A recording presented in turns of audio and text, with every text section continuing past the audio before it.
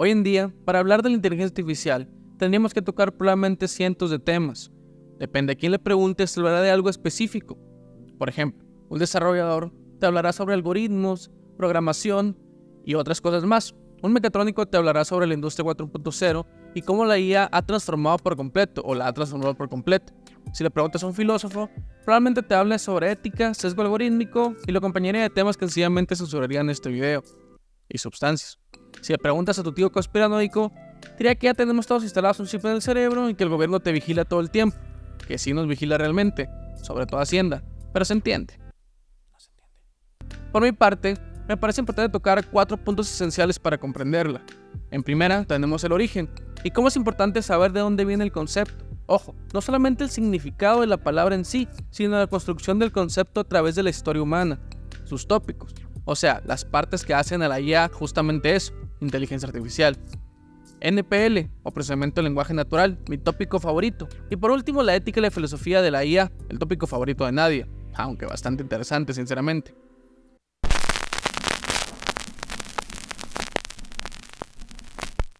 La primera pregunta a responder es, ¿qué es la inteligencia artificial? Y para responderla realizamos una nueva investigación. La inteligencia artificial es un campo de la informática que se enfoca en la creación de sistemas capaces de realizar tareas que normalmente requieren inteligencia humana. Esas tareas incluyen el razonamiento, la percepción, el aprendizaje, la comprensión del lenguaje y la interacción. ChatGPT-4. A los eruditos del tema les gusta dividir la inteligencia artificial en dos, la IA débil y la IA fuerte. Personalmente a mí me gusta dividirla en tres, asistentes virtuales, la IA débil y la IA fuerte. ¿Por qué dividirlo en tres y no en dos partes como la mayoría? Bueno, muchos dentro de la IA débil vierten asistentes virtuales y modelos de procesamiento de lenguaje como ChatGPT, cuando funcionalmente y algorítmicamente son completamente distintos. Creo que lo sabemos perfectamente, Alexa y ChatGPT no son para nada iguales.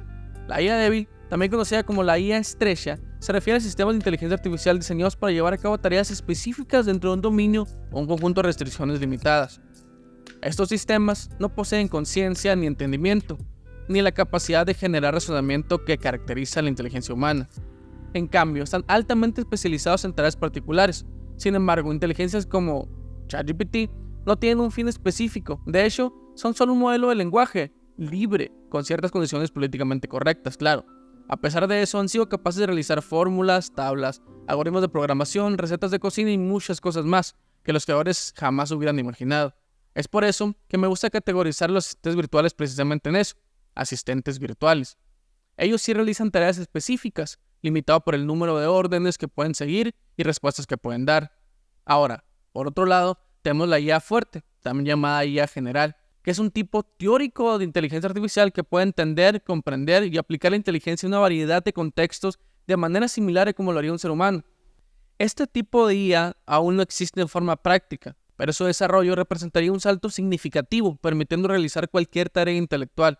Yo le llamo el arte de crear nuevo conocimiento. Es algo que por ahora solamente es del humano, o solamente el humano es capaz de hacer. Y es precisamente esto último lo que conecta con algo muy importante. Juzgamos a la inteligencia artificial como si nosotros mismos tuviéramos grandes capacidades de pensamiento. Pero les pregunto, ¿qué es el conocimiento? Tómense un momento para pensarlo antes de seguir viendo el video.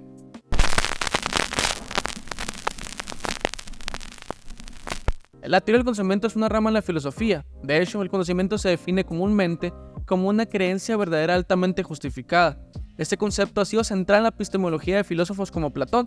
Sugiere que para que una persona realmente sepa algo debe cumplir 3 condiciones. La primera es creencia. La persona debe creer en la proposición que se considera conocimiento. La segunda es verdad. La proposición debe ser verdadera. En otras palabras, debe corresponder a la realidad o a los hechos. Y por último tenemos la justificación. La creencia debe estar apoyada o altamente justificada por evidencia y la razón. En pocas palabras, si tú crees que sabes algo pero no puedes argumentar a su favor, no lo sabes, solo lo crees. Así que la próxima vez que alguien nos pregunte algo y creamos que sabemos la respuesta, pensamos si podríamos justificarla. Si no es así, probablemente tampoco la sabemos. Con esto solamente quería dejar claro la importancia de saber la definición de conocimiento. Bajo esa premisa se llega al concepto de inteligencia y posteriormente al concepto de inteligencia artificial.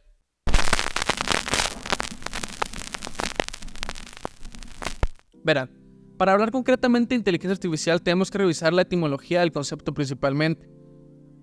Alan Turing, un matemático y lógico británico, trabajó sobre la inteligencia maquinaria por lo menos desde 1941. y presentó su primer trabajo focalizado en 1950 con su artículo Computing, Machine and Intelligence, que inició con una pregunta concreta: ¿pueden pensar las máquinas? Esa pregunta es bastante compleja, aunque se puede contestar con una sola palabra: no. Ahora, ¿en algún momento podrían hacerlo? Probablemente sí. La verdad es que no lo sabemos. Como decimos coloquialmente en México, sin irnos más lejos, ya no pensemos en las máquinas, sino en nuestros mismos pares, los humanos. ¿Nunca se han preguntado sobre si las otras personas piensan o ven las cosas igual que nosotros? En 1936, el filósofo Alfred Ayer consideraba la pregunta filosófica típica sobre otras mentes: ¿cómo sabemos que otras personas experimentan el mismo nivel de conciencia que nosotros? Esa pregunta es extremadamente compleja de contestar, así que preguntaré algo más sencillo. ¿Cómo sabemos que otras personas ven los colores del mismo color que nosotros? Esta parece un poco más sencilla de contestar, pero analicen un poco, traten de justificar su argumento, replanteen y verán que es igual de compleja, pero más divertida y un poco más mundana. ¿Cómo sabríamos que otros ven el mismo verde que nosotros? Ellos podrían ver el color verde rojo, y como ese rojo siempre se le llamó verde, para ellos sería verde. El pasto lo verían rojo, pero le llamarían verde. O sea que sí lo verían verde, ¿no? Ahora, sin mucho rollo y volviendo al tema, y volviendo al origen de la mera definición de inteligencia, fue John McCarthy en el verano de 1956 quien utilizó por primera vez el término inteligencia artificial en la conferencia de Dartmouth en Hanover, Estados Unidos. El evento reunió a varios destacados científicos de diversas disciplinas, incluidas las matemáticas, la psicología, la neurociencia y la informática, con el propósito de discutir y establecer las bases de lo que eventualmente se convertiría en la disciplina que hoy conocemos como inteligencia artificial. La importancia de esto, lo que quiero dar a entender, es que la IA no solamente tiene como nutriente la tecnología per se, sino que converge con otras áreas que le dan la forma que tiene actualmente. Sin el estudio de la informática, la neurociencia, la psicología o muchas más, no tendríamos una visión de la inteligencia artificial o de la disciplina tan completa. El estudio de la IA no solo se basa en qué tanto es capaz de ser una máquina, sino de cuánto nos conocemos a nosotros mismos como seres pensantes.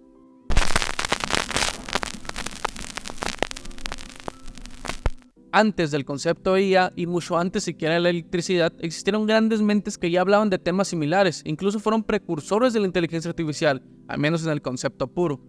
Uno de los más importantes fue Aristóteles, un filósofo griego cuyas ideas sobre la psique y la mente sentaron las bases para la discusión sobre la inteligencia artificial. Conocido como el padre de la filosofía, fue uno de los precursores de la lógica formal, y con ello del silogismo, siendo este una forma de razonamiento deductivo que es fundamental dentro de la misma lógica formal. El silogismo aristotélico es una estructura lógica que tiene dos premisas y una conclusión. Este tipo de razonamiento es la base de muchos algoritmos de IA que realizan inferencias lógicas. Por ejemplo, premisa 1, todos los humanos son mortales. Premisa 2, Sócrates es humano, Sócrates es mortal. También realizó aportes en la epistemología de la teología del conocimiento, sus axiomas, el método analítico, la lógica proposicional, etcétera, etcétera, etcétera. De hecho, también introdujo la idea de que el humano es un agente inteligente racional, o sea, que toma decisiones basadas en el razonamiento lógico. Otros predecesores del concepto también fueron René Descartes, que fue un filósofo francés conocido por su dualismo mente-cuerpo, y su concepto de animal-máquina. Literalmente, su filosofía influyó directamente en el pensamiento sobre la relación entre humanos y las máquinas. Thomas Hobbes, filósofo inglés, cuya obra Leviatán incluye la idea de un hombre artificial, una entidad construida por el hombre capaz de imitar el comportamiento humano. Y así como ellos, habían otros filósofos, algunos que estaban más inclinados al ámbito matemático, otros más inclinados al ámbito filosófico, otros que ya tenían su pensamiento donde incluían máquinas y humanos. Pero al final de cuentas este pensamiento ha trascendido el tiempo y no solamente tenemos dentro de la tecnología moderna el pensamiento de inteligencia artificial o que otros seres podían pensar igual que nosotros. Por eso es importante conocer las bases y las raíces del funcionamiento de la inteligencia artificial.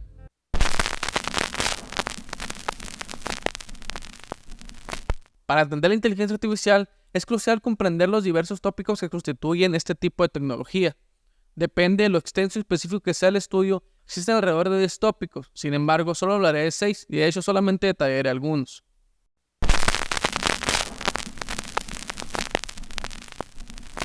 Uno de los más famosos es el Machine Learning, que son algoritmos y modelos que permiten a la máquina aprender a partir de datos. Verán, como ya comenté, es uno de los más famosos. A través de este enfoque, las máquinas pueden mejorar su rendimiento en tareas específicas, a medida que adquieren más y más datos. Dentro del Machine Learning existen principalmente 3 tipos de aprendizaje. Tenemos el aprendizaje supervisado, que es aquel en que los modelos son entrenados con un conjunto de datos etiquetados, lo que significa que cada entrada viene acompañada de una salida, El objetivo a grandes rasgos es que el modelo aprenda a mapear entradas y salidas. Por otro lado, tenemos el aprendizaje no supervisado, donde los modelos trabajan con datos no etiquetados y buscan patrones o estructuras inherentes en los mismos datos. Dentro de estas aplicaciones, puede haber segmentación de clientes, detección de anomalías, análisis de patrones en datos complejos, entre muchas cosas más. Y por último, tenemos el aprendizaje por refuerzo. Este es un tipo de agente que aprende a tomar decisiones a través del ensayo y el error, recibiendo recompensas o castigos de función en sus acciones. Este enfoque es ideal para problemas donde la toma de decisiones secuencial es crucial. Esto lo vemos más aplicado en juegos, como el ajedrez, que sabemos que hace muchísimo tiempo la máquina vence al humano, o como en AlphaGo, que a pesar de que se pensaba que la máquina no podía superar al 18 veces campeón del mundo, lo hizo.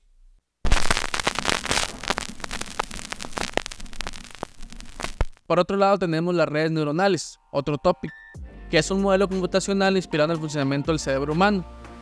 Las redes neuronales artificiales tienen sus raíces obvias en las razones de la biología, imitando el cerebro humano, cómo se comporta el aprendizaje y la manera en que se desarrolla un nuevo conocimiento.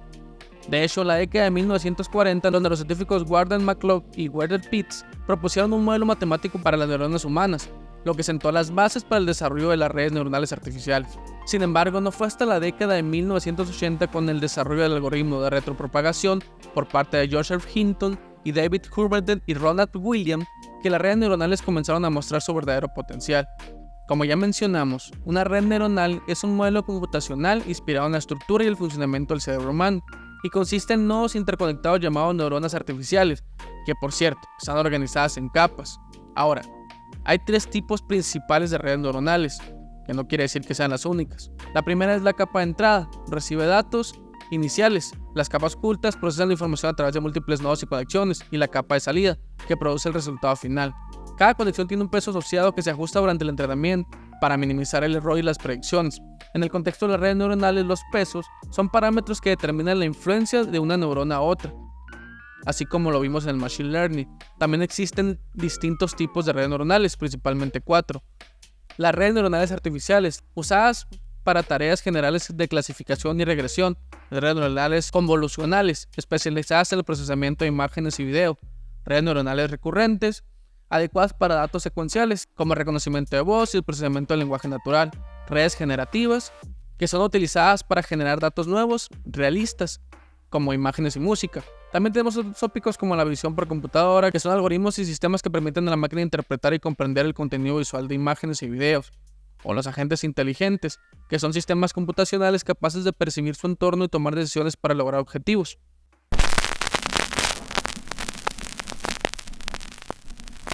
También tenemos el procesamiento del lenguaje natural, mi tópico favorito, que se encarga de darle a las máquinas la capacidad de entender, interpretar y generar lenguaje a base de caracteres, algo parecido a lo que hace el humano con su idioma, o con su lenguaje, o con su lengua. De hecho, como lo comenté antes, el procesamiento del lenguaje natural, por sus siglas en inglés, PLN, es mi tópico favorito, por el simple hecho de acercarnos más al pensamiento sistematizado de las máquinas. Y vemos sus raíces en la década de 1950, cuando los pioneros de la informática comenzaron a soñar con que las máquinas podían entender y generar un lenguaje humano. Uno de los primeros hitos fue el programa de traducción automática de Yogurtone de IBM, que en 1954 tradujo más de 60 oraciones del ruso al inglés. Aunque el sistema era bastante rudimentario, marcó el comienzo de una nueva era. Verán, en las últimas 2 décadas el procesamiento del lenguaje natural ha avanzado a pasos agigantados, en gran parte gracias al auge del aprendizaje automático y más recientemente el aprendizaje profundo. Hoy en día los modelos de PLN más avanzados han revolucionado el campo, aunque a pesar de estos impresionantes avances, el procesamiento del lenguaje natural aún enfrenta varios desafíos bastante complicados. Uno de los mayores retos es la ambigüedad inherente al lenguaje humano. Las palabras pueden tener múltiples significados y el contexto es crucial para la comprensión adecuada. De hecho, podemos hacer un pequeño experimento literario estructural, solo para darnos cuenta de lo complicado que es entendernos a nosotros mismos y ver cómo, aunque vivimos con el lenguaje natural, o sea el idioma, es difícil estructurarlo de la manera más eficiente. Les voy a dejar una oración. Quiero que intenten estructurarla y modificarla de la mejor manera, pero sin cambiar su significado. Escribirlo mejor, vaya. Al mirar hacia la niebla, noté de manera tenue a un hombre que parecía tener malas intenciones. La pregunta es, ¿puedes estructurar mejor la oración que una inteligencia artificial? Sin hacer trampa, quisiera que lo intentaras.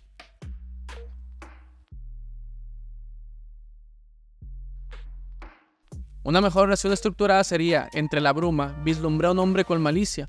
Ahora, para fines prácticos de pronunciación, las dos palabras con B, ya sea V o B, tienen una pequeña dificultad de la pronunciación, así que sonaría mejor algo así: entre la bruma divisé a un hombre con malicia. El ejercicio demuestra lo complicado que es estructurar el lenguaje natural de manera eficiente. A pesar de nuestra familiaridad con el idioma, mejorar la claridad y la precisión de la oración requiere atención a los matices del significado y la pronunciación. Este desafío resalta la complejidad del lenguaje humano y la habilidad necesaria para perfeccionarlo, algo con lo que la IA sigue batallando bastante, pero de hecho lo hace mejor que muchísimos de nosotros.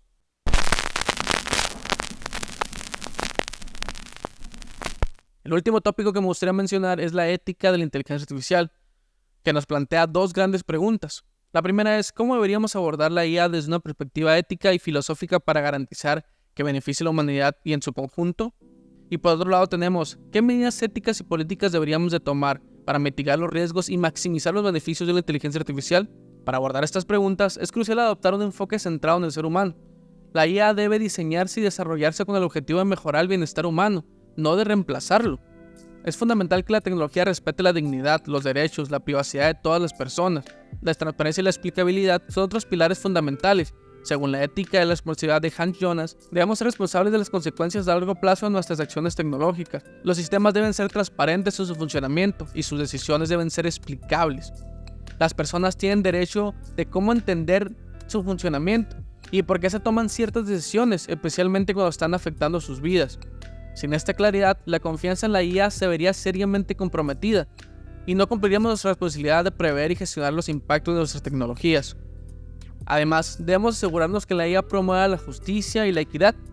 Así podemos invocar la teoría de la justicia de John Rawls, que sugiere que las desigualdades son justificables solo si se benefician a los más desfavorecidos.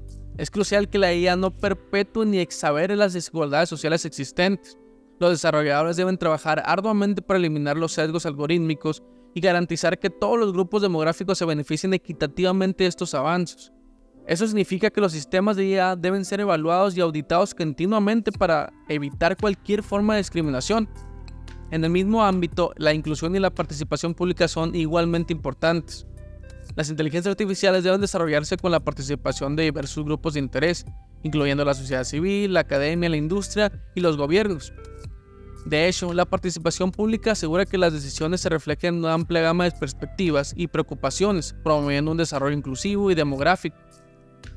Esto resuena con los principios de la democracia deliberativa de Jürgen Habermas, que enfatizan la importancia de comunicación y la inclusión en la toma de decisiones. Desde la perspectiva de la ética y la virtud, los desarrolladores y las empresas que crean y utilizan IA deben actuar con virtudes como la prudencia, la justicia y la responsabilidad. Deben ser responsables de sus creaciones, implementando mecanismos que identifiquen, mitiguen y corrijan los errores y perjuicios causados por esta tecnología. La rendición de cuentas asegura que los actores involucrados al desarrollo de la IA actúen de manera ética y responsable, cultivando un entorno de confianza y fiabilidad.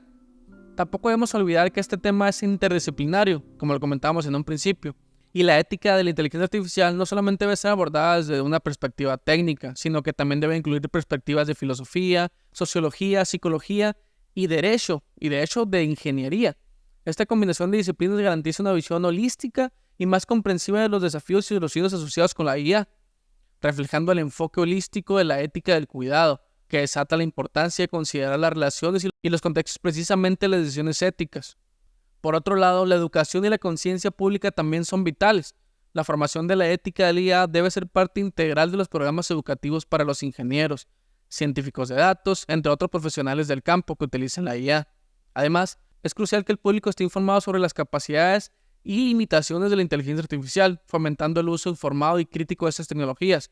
La ética pragmática de John Dewey nos recuerda que la educación es fundamental para el progreso ético de la sociedad. De hecho, el fomento de la investigación ética debe de ser o es otra medida esencial. Deben financiarse investigaciones que exploren los impactos éticos, sociales y económicos de la IA. Esta investigación puede formar políticas y prácticas más robustas, asegurando que los desarrolladores que usen inteligencia artificial se alineen con los principios éticos. Además, deben establecerse mecanismos de supervisión y auditorías independientes. Estos organismos supervisan el uso de la IA y auditarían regularmente los sistemas para asegurar que cumplan con los estándares éticos y legales. Esta supervisión precisamente garantiza que las prácticas sean transparentes y responsables. Finalmente, es crucial fomentar la innovación responsable. La innovación de la IA debe alinearse con principios éticos, incentivando las prácticas responsables y sostenibles de la industria tecnológica. Esto no solo maximiza los beneficios de la IA, sino que también mitiga los riesgos esenciales.